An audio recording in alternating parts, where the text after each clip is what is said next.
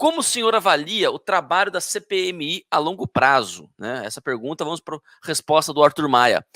É um trabalho investigativo que vai trazer elementos que vão contribuir significativamente para que a sociedade brasileira forme um juízo de valor. Temos duas narrativas muito diferentes, de pessoas que acreditam em uma tentativa de golpe de Estado e de pessoas que falam em uma grande armação para a oposição.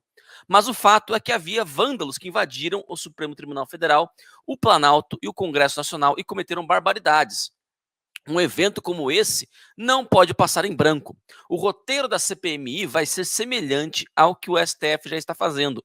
Contudo, no Supremo, a investigação ocorre a portas fechadas. E no colegiado, é uma investigação em praça pública. As pessoas vão poder acompanhar os depoimentos, ter acesso a tudo que for analisado. Isso é um tributo que temos de pagar à democracia. Aqui vai lembrar o seguinte, pessoal, deixa eu analisar um pouquinho essas duas narrativas aí que o Arthur Maia está falando. É função dele citar isso mesmo, né? Muita gente fala de tentativa de golpe de Estado. Pessoal, imagine, eu não estou aqui com a Valéria pessoalmente aqui comigo na minha frente, né? Mas imagine que a Valéria está aqui pessoalmente na minha frente.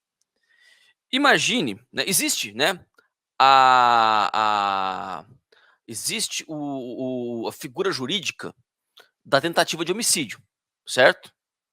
Existe tentativa de homicídio, certo? Imagine que eu tenho essa bolinha aqui de, né, um embrulho de chocolate, né, papel alumínio, né? Imagina que eu pego essa bolinha, Valéria, você tá aqui na minha frente aqui, pessoalmente aqui, fisicamente. Eu pego essa bolinha, eu taco a bolinha em você. Por mais que, ainda que eu quisesse te matar, eu tô puto contigo, Valéria. Impossível, mas é surreal, vamos lá. Eu tô puto contigo, eu quero te matar. Eu taco essa bolinha na Valéria. Eu posso acusar de tentativa de homicídio? Não, porque os meios empregados não permitem, de maneira nenhuma, conseguir o objetivo. Ora, meus amigos, poder político não é o prédio que dá. Poder político, quem dá é a conjuntura das autoridades que reconhecem-se mutuamente. Então, quem é que diz que o Lula é presidente? Não é o fato dele estar no Palácio do Planalto ou o fato dele estar no Palácio da Alvorada. Não é isso que diz que Lula é o presidente da República hoje. Quem diz que o Lula é presidente hoje, né? Hoje é a Justiça Eleitoral, que são as pessoas, é o STF e é o Congresso, os membros do Congresso que o diplomaram. É isso que constitui o poder político do Lula. Então, você não consegue tirar poder político de ninguém invadindo um prédio. Isso é vandalismo, na pior das hipóteses.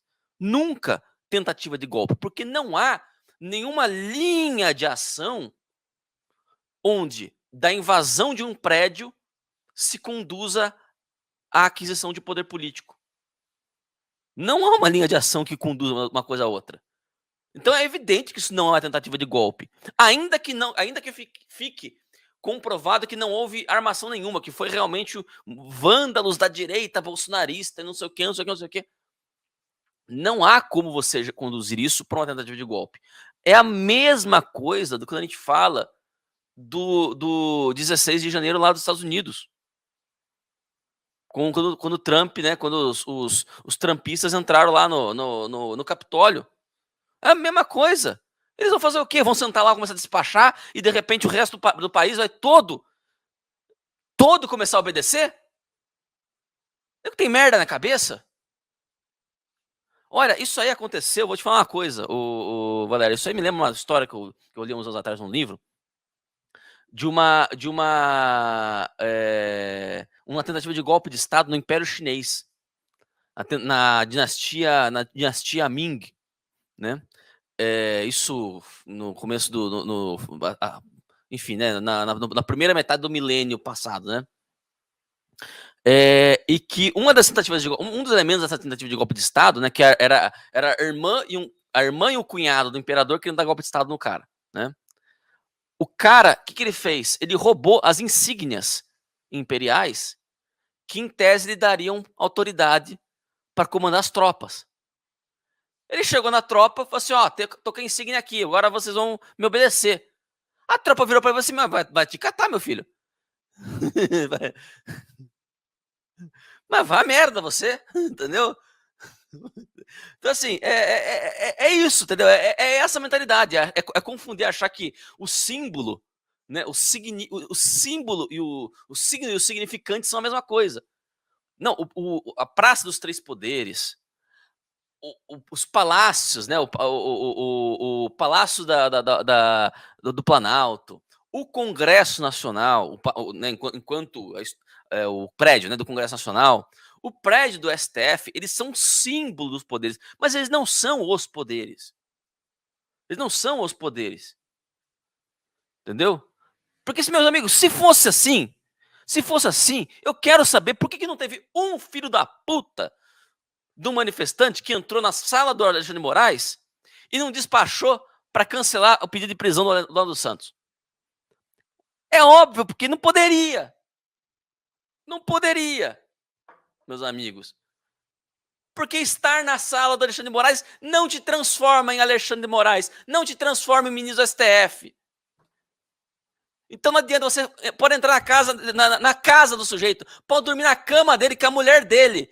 Não é golpe de Estado, isso não te dá o poder. Eu sou a favor do Ítalo ser convocado imediatamente para a CPMI dos atos do dia 8 de janeiro. Pode me convocar, minha filha, vai lá, eu vou falar a mesma coisa que eu estou falando aqui. Não, é exatamente isso, pela necessidade que tem do que você falou, de ser falado lá e gerar um registro perene, para ser esfregado na cara desse pessoal que fica de narrativazinha de que tentaram dar um golpe na República, derrubar a República, derrubar os poderes, eles queriam o nosso lugar majestoso. Isso tem que ser falado lá dessa maneira, com esta simplicidade, com toda essa profundidade, apesar de simples. A verdade é gritante e ela é simples ao mesmo tempo. Entendeu? É significado, significante. Gente, vocês acabaram de ter uma aula de graça. Entendeu? Sabe por que eu faço parte? Eu me esforço para fazer parte dessa bancada? Não é porque eu amo o Ítalo só, não. É porque aqui é um altar ao conhecimento. E é o que o brasileiro... Primeiro, ele foi alijado desse tipo de acesso e depois ele se sentiu tão distante da importância desse conhecimento que ele passou a desprezá-lo como importante. Olha que simplicidade! Senta lá na mesa do Alexandre de Moraes, senta na cadeira, pega a papelada e começa a assinar. Esses documentos serão, essas diretrizes, essas determinações, essas decisões, embora você assine, serão respeitadas, serão cumpridas? Não, porque você não tem poder para isso. Eu lembro de um maquiador meu da Gazeta que ele fazia assim para mim na época: vou te afogar. É a mesma coisa. É a mesmíssima coisa. Vou te afogar. Adorei essa. Não, ele é fantástico. Gay que só, né? Bicha que só, maravilhoso. Para vir com esse jeito assim. Maravilhoso ele. Um dos melhores maquiadores e cabeleireiros que eu tive durante a minha trajetória enquanto apresentadora. Uma pessoa magnífica, sabido, inteligente, estudado, entendeu? Magnífico. E ele fazia sempre isso. Então, assim, é de uma simplicidade, e o que eu presto atenção também, o Ítalo, na condução dessa CPMI, que eu acho que é gravíssimo, é assim, no final das contas, por que a população foi para frente dos quartéis? Teve um motivo. Da mesma forma que a narrativa tenta desprezar, por exemplo, por que o Roberto Jefferson agiu do jeito que agiu da última vez que ele foi preso, desprezam o porquê. O que causou aquilo? O que causou a ida da população em geral? Tá? Não estou falando de Ana Priscila e a sua turminha, que são meus velhos conhecidos de outros carnavais. A população, o cidadão, a tia do Zap, com seu filho, o seu neto, e família, tudo lá. O que causou, o que motivou? As Forças Armadas foram diretamente envolvidas nas eleições quando o TSE as convidou para acompanhar.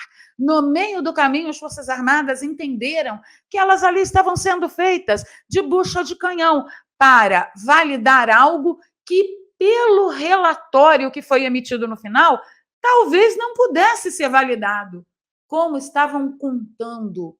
E como as Forças Armadas foram diretamente envolvidas no processo eleitoral, como nunca haviam sido antes, a população pegou e foi lá aonde a população confiava. Porque o outro lado que envolveu as Forças Armadas, a população não confia e tem algum tempo já.